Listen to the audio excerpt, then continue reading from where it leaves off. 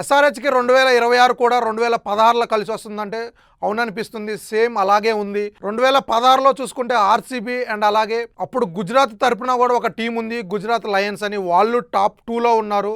అప్పుడు ఎస్ఆర్హెచ్ కూడా అలాగే క్వాలిఫై అయ్యారు, టాప్ 4లో ఉన్నారు. అప్పుడు eliminator match, qualifier 2 match, final వరుసగా 3 నాకౌట్లు గెలిచి వాళ్ళు 2016లో ట్రోఫీ గెలిచారు.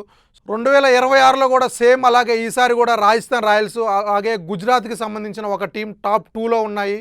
అండ్ అలాగే వీళ్ళు కూడా ఇప్పుడు టాప్ 4లో ఉన్నారు. సేమ్ అప్పుడు కూడా ఆస్ట్రేలియా కెప్టెన్ డేవిడ్ వార్నర్ ఉన్నాడు. సేమ్ ఇప్పుడు ఆస్ట్రేలియా కెప్టెన్ ప్యాట్ కమిన్స్ ఉన్నాడు. అండ్ అలాగే ఈ ఈక్వేషన్స్ పక్కన పెడితే టీం కూడా సూపర్ ఫామ్లో ఉంది. అభిషేక్ శర్మ అవ్వచ్చు, క్లాసన్ అవ్వచ్చు, ఇషాన్ కిషన్ ముగ్గురు ఎప్పటికీ 500+ రన్స్ కొట్టారు. ముఖ్యంగా అభిషేక్ శర్మ అయితే 600+ రన్స్ కొట్టాడు. అండ్ అలాగే కెప్టెన్ ప్యాట్ కమిన్స్ తను సూపర్ ఫామ్లో ఉన్నాడు. తనకి తోడు ఇషాన్ మలింగా అండ్ అలాగే షాకిబ్ హసన్ సూపర్ ఫామ్లో ఉన్నారు, సూపర్ వేస్తున్నారు బౌలింగ్. అండ్ అలాగే తనతో పాటు పార్పుల్ ప్రకాష్ తను సూపర్ బౌలింగ్ వేస్తున్నాడు.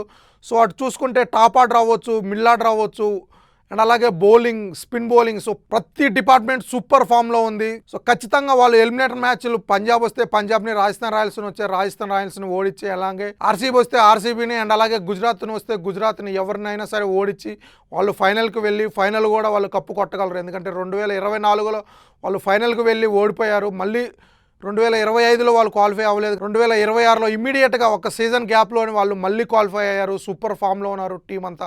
ఈసారి కూడా ఎస్ఆర్హెచ్ ఫైనల్కి వెళ్ళి మళ్ళీ ట్రోఫీ గెలిచి, అది కూడా ఆర్సీబీ మీద గెలిస్తే వాళ్ళకి ఇంకా కలిసి వస్తుంది. ఎందుకంటే ఇప్పటికీ హైదరాబాద్ బేస్డ్ టీం, అప్పుడు దక్కన్ చార్జెస్ అవ్వచ్చు అండ్ అలాగే ఎస్ఆర్హెచ్ 2 టీమ్స్ కూడా 2 సార్లు ట్రోఫీ గెలిచాయి. ఆ 2 ఆర్సీబీ మీద గెలిచాయి, 2009లో అండ్ అలాగే 2016లో.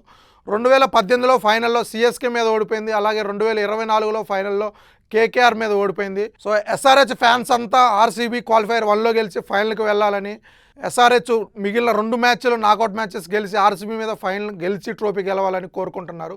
చూడాలి మరి ఏం జరుగుతుందో.